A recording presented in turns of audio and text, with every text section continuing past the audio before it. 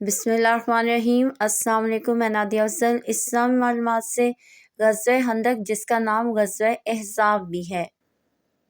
حضرت جابر رضی اللہ تعالیٰ عنہ سے روایت ہے، انہوں نے فرمایا کہ ہم خندق کے دن زمین کھود رہے تھے کہ اچانک ایک سخت چٹان نمودار ہوئی۔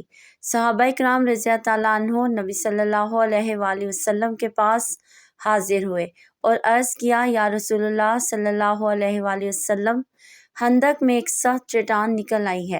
حضرت محمد مصطفیٰ صلی اللہ علیہ وآلہ وسلم نے فرمایا، میں خود اتر کر اسے دور کر دیتا ہوں۔ چنانچہ آپ صلی اللہ علیہ وآلہ وسلم کھڑے ہوئے تو بھوک کی وجہ سے آپ صلی اللہ علیہ وآلہ وسلم کے پیٹ پر پتھر بندھے ہوئے تھے اور ہم بھی 3 دن سے بھوکے پیاسے تھے۔ آپ صلی اللہ علیہ وآلہ وسلم نے کدال ہاتھ میں لی اور اس چٹان پر ماری تو مارتے ہی ریت کی طرح ریزہ ریزہ ہو گئی۔ بہت شکریہ۔ اللہ حافظ۔